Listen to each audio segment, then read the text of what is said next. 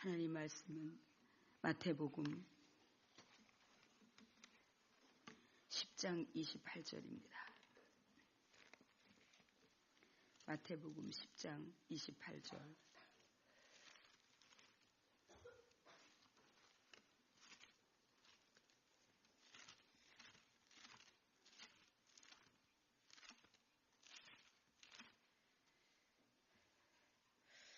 여러분과 제가 같이 28절 한 절을 합독하겠습니다. 몸은 죽여도 영혼은 능히 죽이지 못하는 자들을 두려워하지 말고 오직 몸과 영혼을 능히 지옥에 멸하실 수 있는 이를 두려워하라. 아멘. 자, 오늘 이 말씀은 이 제목, 이 본문은 조금 무거운데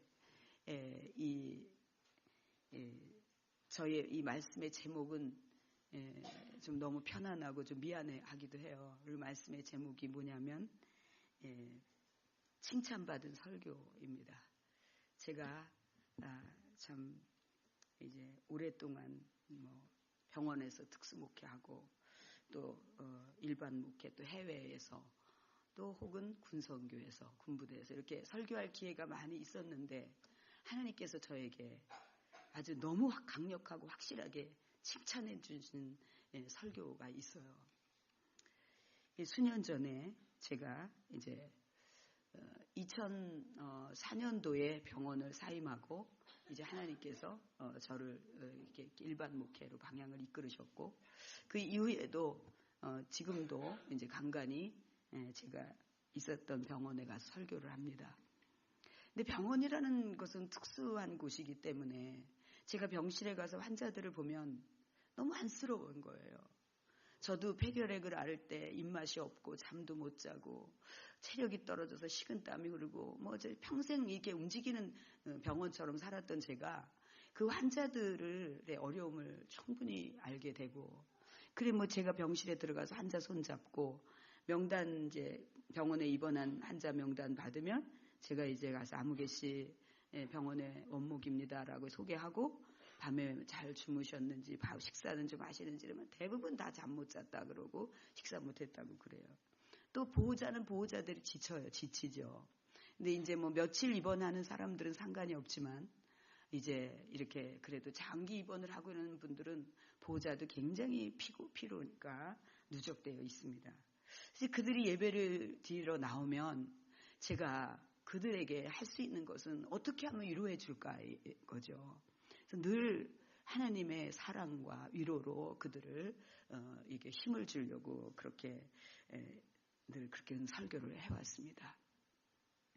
그리고 이제 제가 병원을 사임하고 얼마 후에 이제 후임 원목님이 저에게 설교해달라고 가끔씩 지금도 저에게 눈치를 보고 목사님이 너무 바쁘셔서라고 하지만 제가 가면은 이분은 항상 잔치 벌어진 것 같다고 막 흥분을 된다고 그런 얘기를 해요.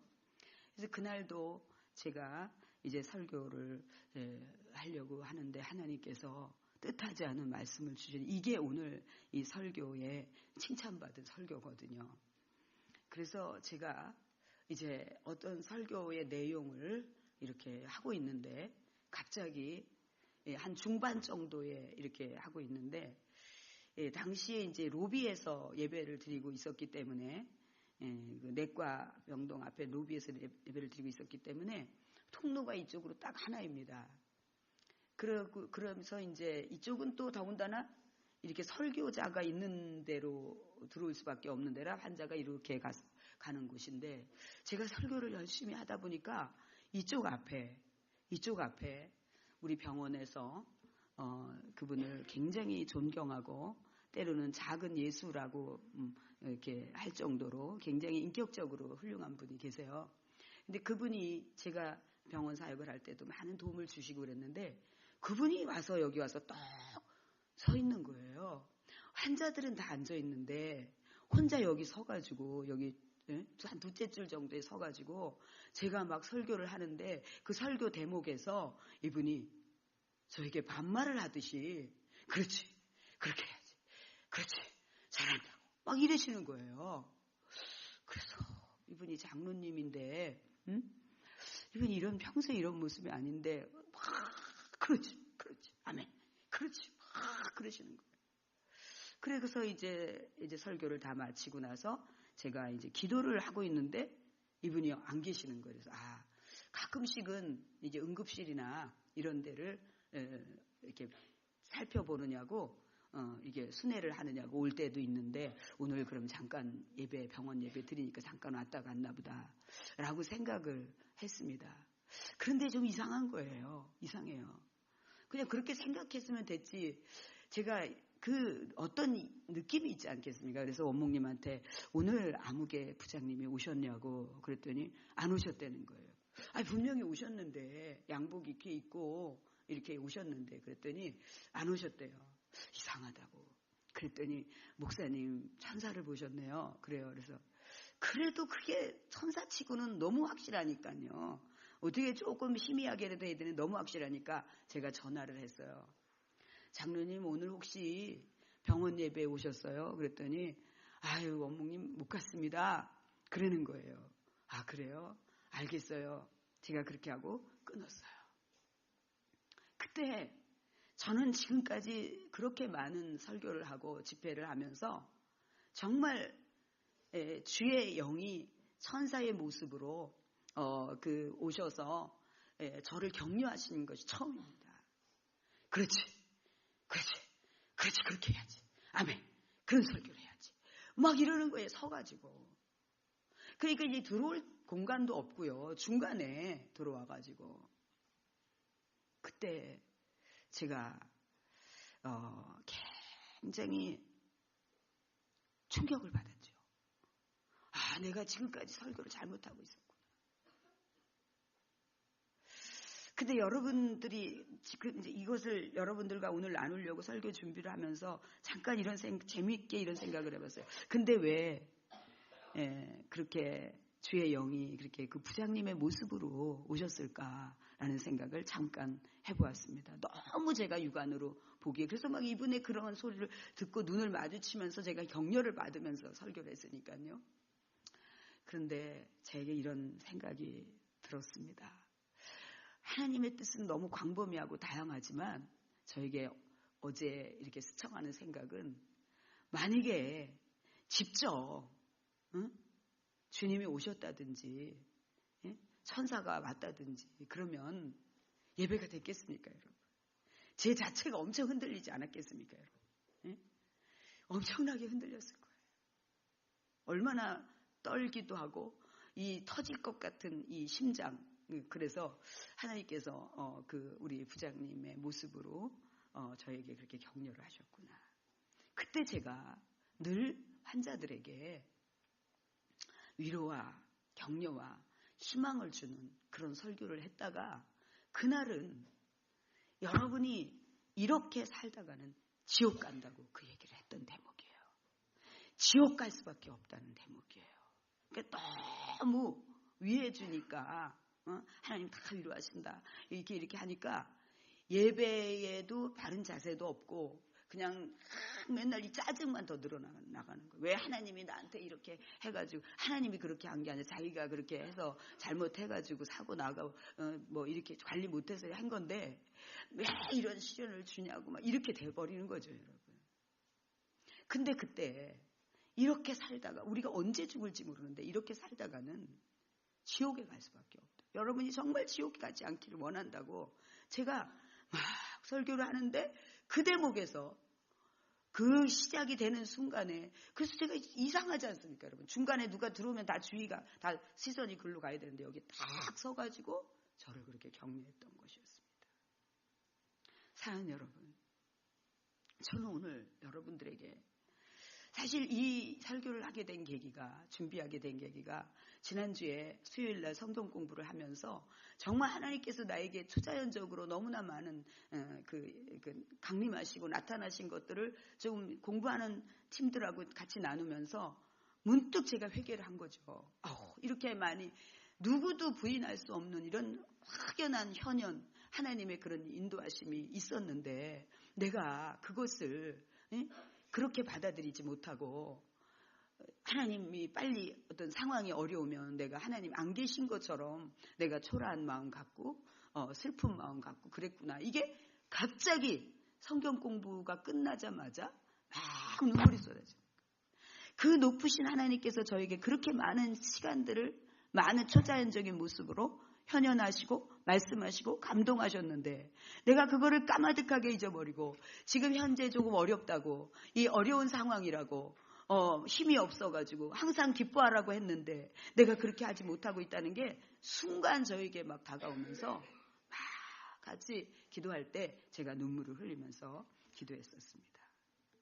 사랑하는 여러분, 현대인들은 지옥에 대한 얘기를 할 때 굉장히 거부합니다. 그거는 뭐냐면 심정적으로 지옥의 제 존재에 대해서 부정하고 싶은 마음이 있는 거예요. 그런 지옥이 있다는 것 자체에 대해서 부담이 굉장히 되는 거예요. 심정적으로. 그래서 그걸 부정하고 싶은 거예요.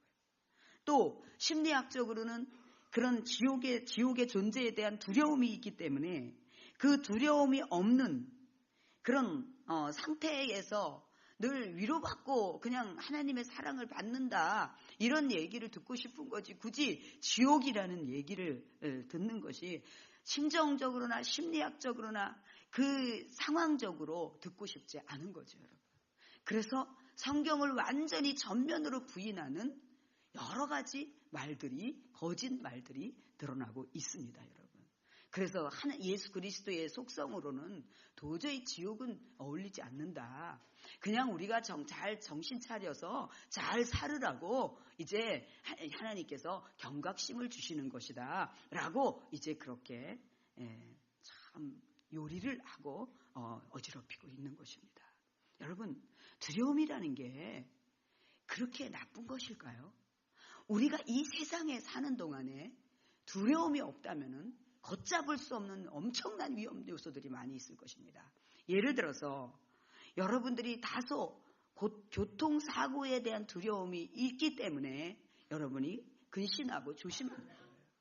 그래서 정부에서는 교통사고의 위험성을 굉장히 많이 이 영상을 만들어서 계속 배포하는 이유가 두려움에 떨고 공포에 떨으라고 하는 얘기가 아니라 경각심을 갖고 조심하라고 하는 뜻이에요. 화재의 위험을 알리고 지금도 너희들 그렇게 뭐 불조심 포스터 이런 거 표어 이런 거 모집하니? 학교에서? 그런 거 안 했니? 했니? 그래. 목사님도 어릴 때 그거 불조심, 자나깨나 불조심. 지금은 더 세련된 문구가 있겠죠. 이게 두려움과 공포를 주려고 하는 게 아니죠, 여러분. 그 화재의 위험은 엄청난 거기 때문에 그것을 조심하라는 거예요. 더 큰 중요한 것을 잃지 말라고 하는 거예요. 지옥이라고 하는 이 말씀도 예수님께서 정말 10번이나 하셨는데 이것은 우리에게 공포에 시달리게 위축되게 하려고 하는 것이 아니라 너희들이 거기에 가지 않도록 근신하고 경배하라고 하는 그런 뜻인 것입니다.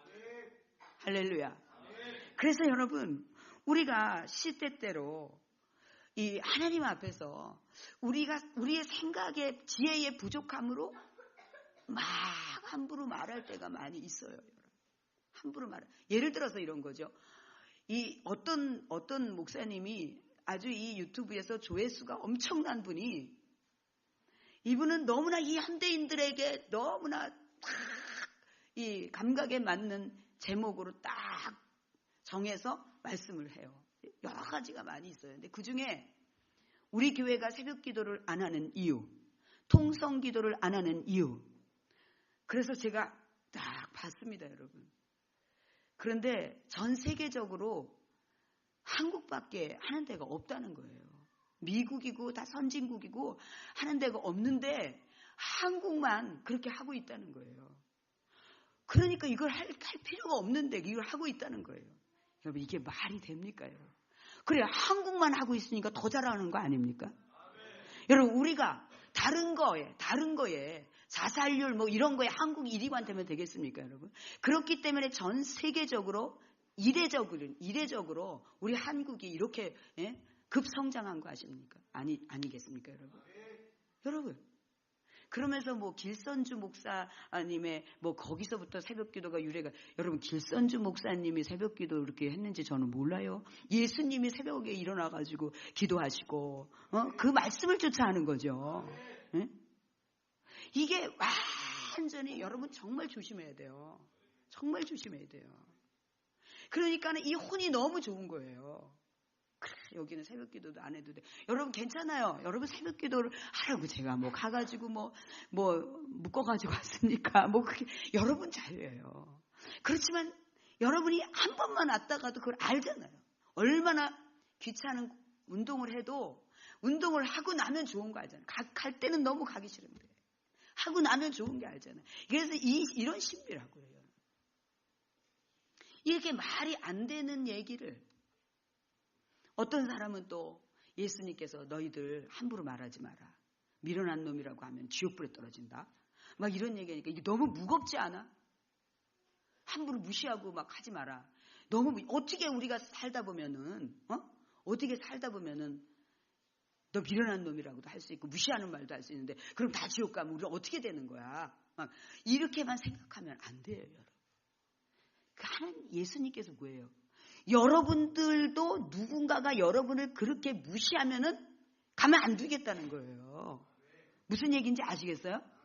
하나님께서는 여러분 이 말씀의 그 깊이 그것을 단편적으로 우리가 좋은 대로만 이해하고 우리가 좋은 것은 취하고 부담스러운 것은 모순된 것으로 버리고 이런 굉장한 모습. 그게 저는 아버지 저 하늘의 지혜를 다 넣어주셔서 진짜 말도 안 되는 그 모순들을 깨부술 수 있는 그게 아니다라는 거죠.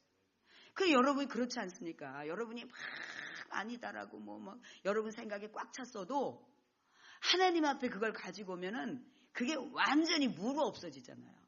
여러분의 생각이 아무 의미가 없는 것처럼 없어지잖아요. 그 차원 높은 진리 앞에서 그분 앞에 모든 답이 다 있어요. 그러니까 우리가 성급하게 원망하고 비판하고 그럴 필요가 없어요, 여러분. 그냥 그 수준에서 생각하니까 이렇게 해야 되는 말이지. 예? 여러분, 그게 얼마나 여러분들에게 이 시대에 배교가 나타납니다. 이 시대에 배교가 나타나는데 데이빗 윌커스 목사님이라는 분은 뭐라고 얘기하냐면 이 시대의 배교는 나 이제 예수님 안 믿어. 그게 아니에요. 이 시대의 배교는 거룩을 설교하는 걸 싫어하고 심판에 대해서 설교하는 걸 싫어하고 회개를 촉구하는 걸 싫어하는 거예요. 이게 배교죠. 주님께서 우리에게 거룩 이런 거 그런 거 얘기하지 않았으면 좋겠는 게 그 무시하는 것 자체가 배교예요. 하나님 말씀 자체를 부담스러워하는 게 배교예요. 여러분 그러면 하나님께서 너희가 거룩하게 살아야지 된다. 구별되게 살아야지 된다라고 하는 것이 우리를 무한정 속박하고 우리를 정말 자유가 없이 불행하게 빠뜨리는 걸까요? 아니에요. 여러분이 거룩하게 살아보세요. 어떻게 되나? 여러분이 얼마나 그 삶에 자기 존재에 대한 가치와 그 기쁨과 저 차원 높은 그 속에 사는 것이 얼마나 큰데 그분이 우리를 속박하고 우리를 불편하게 하고 그럴 분이 아니에요. 그분의 모든 것은 다 옳으신 분이에요. 그런데 이 시대에는 아주 급속도로 배교가 일어나는데 거룩을 얘기하는 거 싫어하고 그냥 잘 된다. 번영 신학 팽배해가지고 잘 된다. 이것만 사람들이 몰리기 시작해요. 내가 교회 가가지고 좀 마음 좀 편하게 하고 와야지 되잖아. 여러분 마음 편하게 해가 병원에 갔는데 의사가 괜찮아요. 아무렇지도 않아요. 암으로 이제 한 달이면 죽는데 그러면 그래 되겠습니까? 유기예요, 유기. 유기예요. 우리 자신을 여러분 버리지 마세요. 여러분 자신을 아끼세요. 내가 정말 하나님 앞에서 내가 건강하게 깨끗하게 잘해서 내가 지옥까지 안 와야지 된다라고 하는 그 마음을 가져야 돼. 그게 여러분을 자신을 사랑하는 거예요. 거룩은 싫어, 심판은 싫어, 회개는 싫어, 나 위로만 받고 싶어. 이것은 내가 한 달 후면은 죽는데 그 암을 그냥 키울 테니까 나 먹고 싶은 거 마음대로 먹고 내 하고 싶은 대로 하게 내버려도 하는 거나 똑같은 거예요. 친절한 의사가 그를 진정으로 사랑하는 의사가 그거 끊으세요. 그건 안 돼요. 저것만 먹으면 안 돼요. 그거 절제하세요라고 하는 것이 부담스러워도 살려면 해야 되는 거예요. 사랑하는 여러분. 저는 주님께서 얼마나 그때 제가 알았어요. 지금 링거를 꼽고 밤에 잠도 못 자고 수술실에서 나와서 정말 찬송하는 소리도 울려가지고 하지도 못하는 그 환자들에게 하나님께서 내가 그동안 그렇게 13년 동안 위로의 설교를 했던 제가 이제 지옥에 대한 설교를 할 때 여러분 사랑한다고, 여러분 지옥 가면 안 된다고, 이렇게 살다가는 지옥 가는 거라고 할 때 그렇게 기뻐하시고 주의 영이 동원되시고 임재하셔서 저를 격려하셨던 것이 왜 그렇겠습니까? 그게 사랑이에요. 그게 주님의 사랑이라고요. 그게 주님의 사랑이에요. 사랑하는 여러분. 그래서 그걸 하라고 말씀하세요. 데이빗 윌커스 목사님이 어느 날 지옥에 대한 설교를 부담스러워하고, 사람들이 지옥에 대한 얘기를 하면은 하나님이, 사랑의 하나님이 지옥에다 보내느냐고 막 그렇게 헐뜯는 것이 너무 듣기가 불편해서 저의 얘기기도 해요. 저도 그랬어요. 그래서 이제 그거를 빼고 하나님은 여러분이 다 이제 천국에 가기를 원한다고 그 지옥을 얘기를 빼고 이렇게 방향을 돌렸대요. 하나님의 체면을 세워주려고, 하나님을 보호하려고. 자신이 비난받는 거가 아니라 그런 얘기를 하면 다 하나님에 대해서 막 욕지거리를 하고, 그러니까 하나님의 체면을 세워주고 하나님을 보호해 주려고 자신이 그렇게 하는데 성령께서 막 책망을 하시더라고요. 그게 우리를 무겁게 눌려버리고 우울하게 하려고 할까요? 너 흔들어 깨워서 너희들은 반드시 내가 있는 천국으로 와야 된다라고 하는 하나님의 진심 어린 사랑이 아니겠습니까? 제가 오늘 이 말씀을 준비하면서 여러 가지로 많은 생각을 하고 적어보기도 하고 그랬어요. 그런데 제 눈에 확연히 들어오는 것이 있었는데, 조나단 에드워즈. 저는 이 조나단 에드워즈를 늘 하나님, 우리 가문이 이런 가문이 되기를 원한다고 기도했습니다. 이 가문이 얼마나 청교도적인 신앙으로 깨끗한 그 가문을 가지고 사는 그런 가문이에요. 조나단 에드워즈는 1703년에서 1758년 동안 살았던 분이에요. 미국의 대표적인 신학자이고 철학자이고 선교사였는데 인디언들의 원주민들에게 선교한 선교사였어요. 근데 이분이 목회자 가정에서 자랐고 13살 나이에, 우리 어린이들 13살 누구지? 희은이가 13살인가? 안 됐나? 13살 나이에 예일대학을 입학했어요. 예일대학을 입학했어요. 그 다음에 17살에 최우수 학생으로 예일대학을 졸업한 그런 엄청난 지성인이고, 엄청난 자죠. 근데 이 조나단 에드워즈의 유명한 설교가 있어요. 이거는 아마 이 세상이 종말이 올 때까지 모든 목사들과 신학생들과 모두에게 강력하게 이 말씀은 살아있을 것인데, 진노하시는 하나님의 손안에 있는 죄인들이라고 하는 아주 유명한 설교문이 있어요. 이 설교에서 많은 사람들이 각성이 일어났어요. 정말 죄를 일삼고 밥 먹듯이 먹고 있던 많은 사람들에게 이 말씀을 외침으로써 많은 사람들이 회개하고 돌아오는 일들이 있었어요. 제가 이분의 글을 참고해서 여러분들에게 일부 해주려고 생각을 하니까 너무 주옥 같아서 더 이상 제가 어떻게 할 수가 없는 그런 너무 귀한 말씀이라서 여러분들에게 몇 개를 읽어주겠습니다. 진노하신 하나님의 손안에 있는 죄인들이라고 하는 조나단 에드워즈의 유명한 설교의 한 부분입니다. 죄인들이 지옥에 떨어지지 않도록 지켜주는 것은 아무것도 없습니다. 오직 하나님의 선하신 뜻만이 그들의 지옥행을 막아줍니다. 하나님의 뜻은 어떠한 형태의 어려움에도 방해를 받지 않습니다. 하나님은 선하신 뜻이 아니라면 한순간도 죄인들이 보존될 길이 없습니다. 이와 같은 사실은 다음의 사항들을 생각해 볼 때 진리임이 드러납니다. 하나님께서는 언제라도 죄인들을 지옥으로 던져버릴 수 있는 능력이 있으십니다. 하나님이 대적하신다면 인간의 도움은 더 이상 쓸모가 없습니다. 아무리 엄청난 능력의 소유자라 할지라도 하나님을 대적할 수 없으며 하나님의 손안에서 죄인을 건져낼 수 없습니다. 하나님을 대적하는 죄인들을 지옥으로 던져버리는 일은 하나님께서 원하시기만 하신다면 너무나 쉬운 일입니다. 하나님을 부인하는 패역한 자들이 지옥에 던져지는 것은 너무나 당연합니다.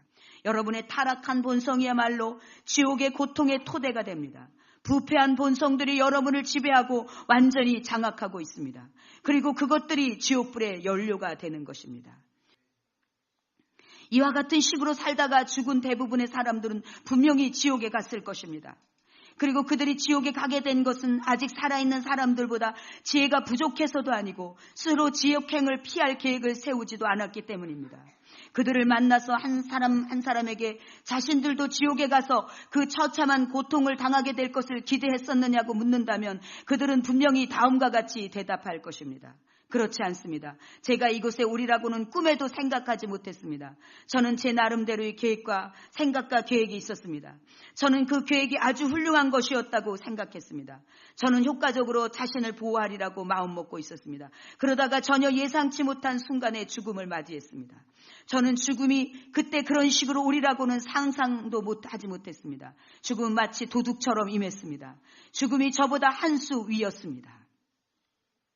여러분은 튼튼한 육체, 학식, 재산 그리고 여러분의 훌륭한 두뇌와 의로움은 거미줄이 없는 떨어지는 바위를 멈추게 할 수 없는 것처럼 여러분을 지옥으로부터 지켜주는데 아무 쓸모가 없게 될 것입니다. 이 땅이 여러분을 짐으로 느끼고 있으면서도 한순간이라도 견디고 있는 것은 하나님의 전적으로 선하신 뜻이 아니고 무엇이겠습니까? 여러분 때 내 모든 피조물들이 함께 신음하며 고통받고 있습니다. 여러분이 죄와 마귀를 섬길 때 태양은 억지로 여러분을 비추고 있습니다. 여러분이 탐욕을 채우기에 급급할 때 땅은 억지로 산물을 내고 있는 것입니다. 여러분이 악을 행하고 있을 때 땅은 억지로 여러분의 범죄의 활동 무대가 되고 있으며 여러분의 인생을 하나님을 대적하며 낭비하고 있을 때 공기는 억지로 안개와 같은 여러분의 생명을 유지시켜주는 호흡이 되고 있는 것입니다. 여러분의 악행에 대한 심판이 현재로서는 유보되고 있는 것이 사실입니다. 그러나 심판이 보류되고 있는 동안 여러분의 범죄는 계속 증가하고 있으며 여러분은 매일 진노를 쌓아가고 있는 것입니다. 여러분이 용납하기에는 하나님의 눈은 너무나도 순수합니다. 그분의 눈에는 우리가 징그러운 뱀을 볼 때보다도 몇천 배 더 여러분이 가증스럽게 보일 것입니다. 여러분이 뱀을 볼 때 너무너무 징그러워서 몸을 움츠리고 그것을 너무나 힘들게 바라보는 것처럼 하나님은 우리의 이 더러운 죄들, 이 만연된 죄들을 그렇게 힘들게 가증스럽게 본다는 뜻입니다. 여러분은 자신의 왕자의 반역을 시도했던 그 어떤 완강한 반역자보다도 훨씬 더 엄청난 반역을 하나님께 계속 저질러 왔습니다. 그럼에도 불구하고 그때마다 여러분을 불 속에서 집어던지지 않으신 것은 오직 하나님의 선하신 뜻 때문입니다. 여러분이 어젯밤에 지옥에 가지 않은 것은 하나님의 은혜입니다. 또 아침에 자리에 일어나 지금까지도 지옥에 떨어지지 않고 있는 것도 하나님의 손이 여러분들을 붙들고 있다는 것 외에 아무것도 없습니다. 여러분이 이 설교를 듣고 있는 이 순간에도 즉시 지옥으로 떨어지는 것은 하나님의 자비 외에는 떨어지지 않는 것은 하나님의 자비 외에는 다른 이유가 없는 것입니다. 지금은 하나님께서 여러분에게 은혜를 베푸실 준비를 하고 계시기 때문입니다. 지금은 은혜의 때이며 은혜를 구하기 위해서 부르짖을 때입니다. 이때가 지나고 나면 여러분은 처참한 울부짖음도 아무런 쓸모가 없게 됩니다. 지금이 지나고 나면 하나님은 여러분을 처참한 상황에 던져 넣는 것 외에 다른 행동을 하지 않을 것입니다. 그때 여러분은 파멸로 채워진 진노의 그릇이 될 것이며 그릇은 분노를 가득 채우는 데밖에 쓰이지 않을 것입니다. 여러분이 부르짖어도 하나님은 자비를 베푸지 않을 것이며 오히려 하나님은 비웃고 조롱하실 것입니다. 내가 불렀으나 너희가 거역하였고 내가 손을 내밀었으나 아무도 개의치 아니하였으며 오히려 나의 모든 조언을 무시하였고 나의 책망을 받아들이지 아니하였으므로 나도 너희가 재앙당할 때 비웃을 것이요 너희에게 두려움이 임할 때 조롱하리니 이는 너희의 두려움이 멸망같이 이르고 너희의 재앙이 해오리 바람처럼 닥칠 때요 고난과 고통이 너희에게 임할 때라. 그때에 그들이 나를 부를 것이나 내가 대답하지 아니하겠고 그들이 일찍 나를 찾을 것이나 나를 만나지 못하리니 이는 그들이 지식을 싫어하며 주를 두려워하기를 원치 아니하였음이라. 그들은 나의 조언을 결코 원치 아니하며 나의 모든 책망을 경멸하였도다. 그러므로 그들은 자기들의 행위의 열매를 먹고 자신들의 계략들로 배부르리라. 우매한 자들의 돌이킴은 그들을 죽이며 어리석은 자들의 번영은 그들을 멸망시키느니라. 그러나 내게 경청하는 자는 누구나 안전하게 거할 것이요 악의 두려움에서 벗어나 편안하리라. 할렐루야. 잠언 1장 23절에 33절의 말씀으로 하나님께서는 오늘도 조나단 에드워즈 목사님을 통해서 말씀하고 있습니다.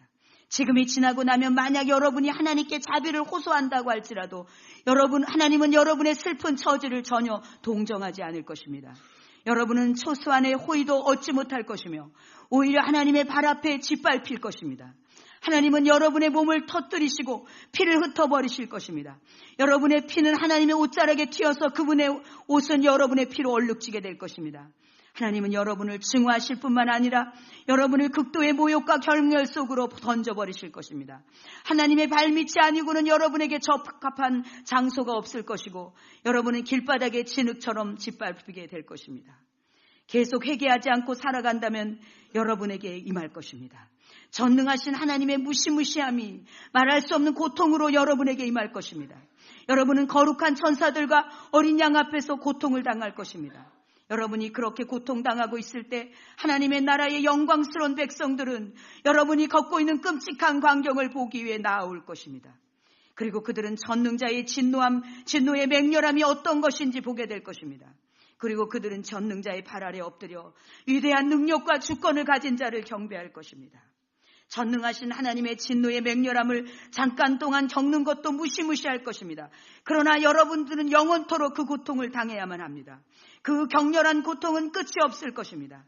여러분이 앞을 내다볼 때 여러분 앞에는 영원하고 끝이 없이 긴 시간이 놓여져 있음을 보게 될 것입니다. 또한 여러분은 아무런 구원자도 없고 고통의 끝도 없으며 형벌이 약해짐도 없고 전혀 휴식이 없음을 완전히 절망하게 될 것입니다. 여러분은 절대적이고 무자비한 보응과 씨름하면서 고통함을 겪으면서 수억만 년을 보내야만 한다는 사실을 절감하게 될 것입니다. 영원히 계속되는 처참한 상황에 빠지고 말 것입니다. 우리는 그들이 누군지 알지 못합니다. 또 그들이 지금 무슨 생각을 하고 있는지도 모릅니다. 그러나 그들은 아무런 불안감도 없이 이런 이야기를 들으며 마음 편안히 앉아 있을 것입니다. 그리고 자기는 그런 사람들 속에 끼지 않을 것이라고 스스로 기만할 것입니다. 그러나 여러분, 지금 특별한 기회를 부여받았습니다.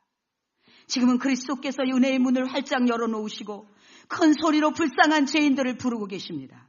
지금은 그리스도의 은혜 아래 모인 자들이 하나님의 나라로 밀려 들어가는 때입니다. 수많은 사람들이 매일 동서남북 천지사방으로부터 하나님께 나아오고 있습니다. 여러분이 현재 처해 있는 것과 같은 비참한 지경에 빠져있던 수많은 사람들이 자기들을 사랑하신 그분께 대한 사랑으로 지금은 아주 행복한 상태에 놓여 있습니다. 그들은 그리스도의 피로 자신들의 죄를 씻음받았으며 하나님의 영광에 대한 소망으로 기뻐하고 있습니다. 어떤 사람들에게는 하나님께 받아들여지는 큰 은혜의 때가, 어떤 사람들에게는 엄청난 저주의 때가 되어서는 안 됩니다. 이와 같은 때에 만약 회개하지 않는다면 여러분의 마음은 돌같이 굳어질 것이고 죄악은 빠르게 증가할 것입니다.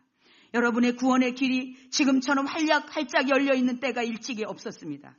그럼에도 불구하고 여러분이 이 길을 무시한다면 여러분은 영원히 자신이 태어날 날을 저주할 것입니다. 지금은 분명 요한의 때와 같은 때입니다. 도끼가 이미 나무 뿌리에 놓여져 있으며 좋은 열매를 맺지 않는 나무는 모두 찍혀서 불 속에 던져질 것입니다. 그리스도 밖에 있는 모든 자들은 이제 깨어나서 다가오는 진노의 심판을 피하도록 하십시오. 전능하신 하나님의 진노가 지금 분명히 거듭나지 아니한 모든 죄인들 위해 떨어질 준비를 갖추고 매달려 있습니다. 소돔으로부터 빠져나오십시오. 내 목숨을 위하여 도피하라. 내 뒤를 돌아보거나 어떤 평지에도 머무르지 말고 산으로 도피하라. 그래야 소멸되지 않으리라. 창세기 19장 17절 말씀. 사랑하는 여러분, 오늘 이 말씀을 여러분의 마음에 깊이 받으시기 바랍니다. 그리고 여러분들이 반드시 13세에 예일대학에 들어가서 17세에 수석으로 졸업을 한 이 수재, 그리고 가장 가난한 이제 인디언들에게 복음을 전하다가 살았던 이 짧은 인생 동안 이 하나님의 진노의 손에 붙들린 죄인들을 외쳤던 이 조나단 에드워즈의 말씀, 어제 목사님의 말씀을 여러분 잊지 않아야 됩니다. 저는 지난주 어떤 분을 제가 상담했습니다. 그분이 저에게 이렇게 말을 했습니다. 그분이 어느 정도의 수준이냐면, 목사님, 저는 목사님인 줄 몰랐습니다. 목사님이 맨 앞에 있는데 저분이 목사님이다라는 걸 알아줬다는 거예요. 그런데 그 다음부터 자기 가끔 우리 교회 올 때마다 목사님이 달라져 있었습니다. 저희의 뒷모습을 보고 계속 달라진 것을 제가 순간 내가 얼마나 두려워가지고 제가 어떻게 달라져 있나를 묻고 싶었는데 그냥 가만히 있었습니다. 목사님 계속 올 때마다 달라져 있었습니다. 목사님 계속 깨끗해져 가고 있었습니다. 아, 그래요? 너무 고마웠지요, 여러분. 이분이 저에게 그런 영적인 굉장한 통찰력과 이분은 사회적으로 굉장히 소위 말하는 인텔리한 그런 수준에 있는 사람입니다. 근데 저에게 상담을 요청해서 제가 상담을 했는데 이분이 그런 얘기를 했어요. 목사님, 하나님을 알아갈수록, 주님을 알아갈수록 너무 어려워요. 어려워요. 그거 굉장히 건강한 것입니다. 끊임없이 우리가 이 정도면 될 것이라고 했던 것이 그분의 보좌 앞에 그분을 가까이 겪으면 겪을수록 내가 순수하지 못한 거, 그리고 속고 있는 거, 이런 것들이 드러나기 시작한다고 말했어요. 그러면서 주님을 알아갈수록 어려운데 이것이 맞는 것이냐고 저에게 물었어요. 그게 맞다고 제가 얘기했어요. 그게 맞는 거. 나도 그렇다고. 나도 끊임없이 내가 더 깨끗해지고 있는가, 내가 더 바르게 되고 있는가, 이런 생각을 하면서 내가 살고 있다고 말했습니다. 사랑하는 여러분, 저는 여러분에게 지난주 금요일에 우리 아버지가 아직 소년의 나이에 우상을 철폐하면서 하나님은 우리 아버지에게 어마어마한 물질의 거부로 만들어주셨다는 얘기를 했어요. 그러나 그 물질은 아버지가 하나님을 떠나게 하는 그 재앙이 되었어요. 그래서 아버지는 한동안 너무 많은 물질이 쏟아지는 것 때문에, 그 사업 때문에 신앙생활을 중단하고 항상 마음속에는 하나님이 계시다고 말했어요. 어느 날 차를 타고 가다 기차와 충돌을 해가지고 전신마비로 되는 엄청난 하나님의 진노의 매가 떨어졌습니다. 그 이후로 제가 병원에서 근무하면서 아버지는 회복이 되실 분이 아니었는데 기적적으로 회복이 되신 거예요. 그때 이 목뼈에 그 신경이 끊어진 거였어요. 이거 손 하나도 끄적 못하고. 그때 아버지는 병상에서 계속 하나님이 나를 너무 사랑해서 사랑의 매를 때린 거라고, 이 자식을 버리지 않았다고 계속 그런 얘기를 했어요. 그러면서 한 달 만에 기적처럼 완전히 회복이 됐어요. 그 다음에 그리고도 또 미뤘어요. 그리고 또 미뤘을 때 너무너무 천사같이 착했던 제 동생이 죽었어요. 뇌염으로 죽었어요. 뇌염 모기에 친구 집에 놀러 갔다가 뇌염 모기에 쏘여가지고 일주일 만에, 주일날 병이 났는데 주일날 일주일 만에 죽었어요. 그때 우리 어머니는 정신이 돌아가지고 밤에 자다가도 뛰쳐나갔어요. 종구미를 부르면서 막 뛰쳐나갔어요. 헛소리를 하고. 그때 저는 하나님께 너무 마음이 석연했어요. 아니, 그렇다고 이렇게까지. 근데 아버지는 계속 내가 사랑의 매를 맞은 거라고 계속 그런 얘기를 했어요. 근데 저는 하나님에 대해서 마음이 다 이렇게 좀 꼬여가지고, 그래도 너무 차갑다, 너무 무서운 분이다. 그래도 그렇지, 저렇게 새끼를 잃은 어미가 정신을 잃고 먹지도 못하고 저렇게 뛰쳐나가고 미쳐서 저렇게 하는데, 저런 현실을 허락하신 하나님이 너무 지나치다고 생각했어요. 물론 어머니는 안정을 가져갔지만, 근데 제가 어느 정도 철이 들고 나서 하나님께서 저에게, 그때 제가 그렇게 섭섭해하는 그런 것을 사실 하나님 입장에서 하실 말씀이 있겠지만도 하나님은 침묵하시고 그냥 내가 마음의 섭섭함을 가진 채로 그냥 내버려 두셨어요. 어느 날 오랜 시간이 흘렀을 때 하나님께서 저에게 그것을 깨닫게 해주셨어요. 내가 네 아버지를 너무 사랑해서 지옥까지 않게 하려고 내가 종구미를 불렀다. 종구미는 나와 너무 잘 있다. 할렐루야. 우리 인간 편에서 그렇지만 하나님 편에서는 조금도 실수한 게 없어요.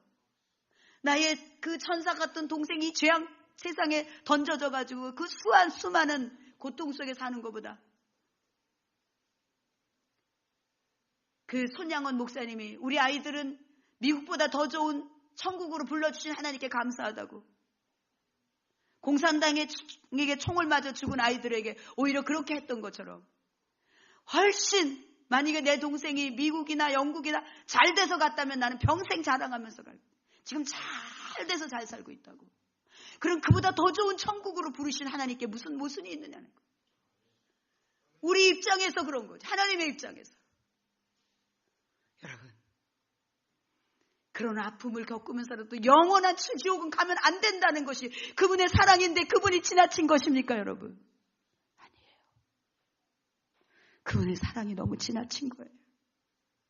그분의 진노조차도 사랑이에요. 근데 이제는 완전히 기회가 없어질 때는 이제는 어쩔 수가 없어요, 여러분.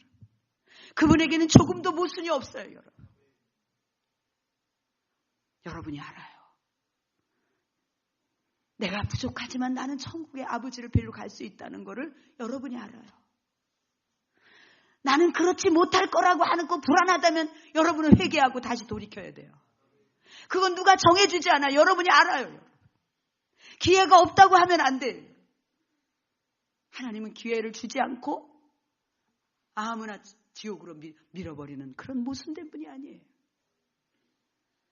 사랑하는 여러분, 이 정하던 에드워즈의 이 강력한 이 설교문, 그 당시에 너무나 타락한 많은 사람들, 하나님 자체를 거역하며 살았던 그 사람들에게 쏟아내는 생명의 메시지, 책망이지만 이거는 사람을 살리는 메시지이지만, 오늘 내가 하나님의 은혜를 입고 살아간다고 하는 내가 하나님에 대한 전혀 사랑하는 마음이 없이 어떤 헌신도 어떤 수고도 어떤 모든 것들도 다 나에게는 부담스러운 것으로 생각하며 산다면 여러분 하나님의 자녀가 아니에요.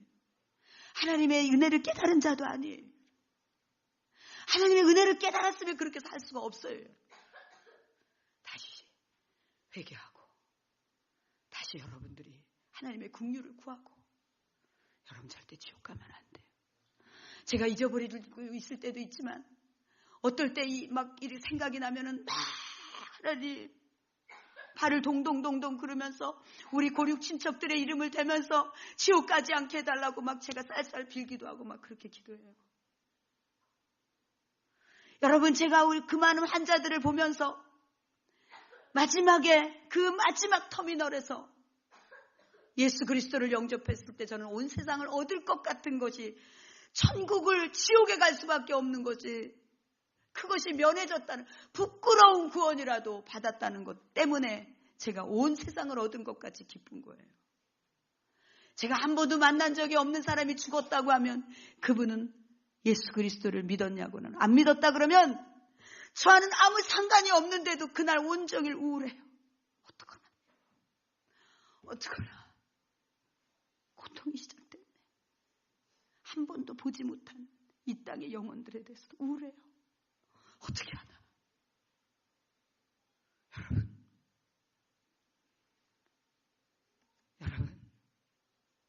여러분이 제가 하나님의 감동을 받아서 했던 모든 것들을 신뢰한다면, 하나님께서 여러분들에게 어떤 말씀을 해주셨고, 하나님이 내가 알지도 못했던 막혀있는 지식을 이런 걸로 확 풀어주시고, 여러분이 깜짝깜짝 놀랄 만한 그런 모든 것들을 여러분이 신뢰하셨다면, 하나님께서 병원에서 제가 13년 동안 지옥에 대한 설교를 하지 않았다가 어느 날 내가 여러분 지옥 가면 안 된다고 했을 때 현연히 나타나셔서 저를 격려하셨던 거, 칭찬하셨던 것을 신뢰하시기를 바랍니다.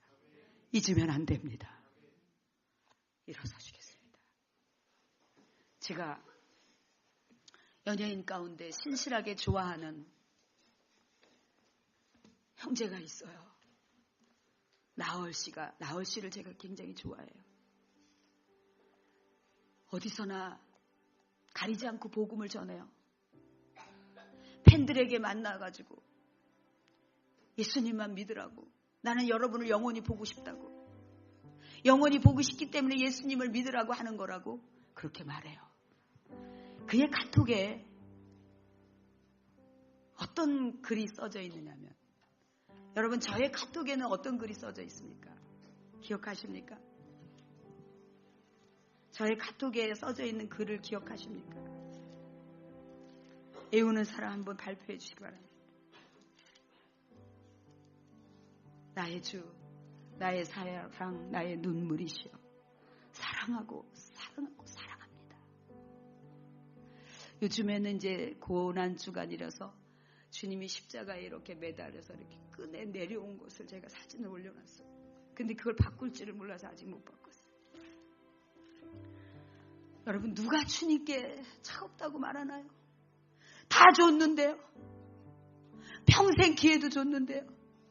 마지막 죽을 때까지도 병원에서 그 마지막까지도 지옥 가지 않게 하려고 목사들을 보내서 무시당하면서 모욕당하면서도 그렇게 예수님을 잡으라고 하는데, 누가 함부로 주님이 차가운 분이라고 얘기하나요?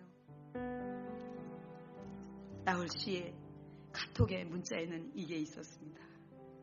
영원토록 내 할 말 예수의 피밖에 없네. 이거를 해놓고 울음 표시가 돼 있었어요. 얼마나 은혜가 돼. 영원토록 내 할 말 예수의 피밖에 없네. 여러분이 영원토록 할 말이 예수의 피밖에 없어야 돼요. 할렐루야. 그 예수의 피가 여러분들을 살린 거예요. 기억하시기 바랍니다. 이 찬양을 하나님 앞에 감사합니다.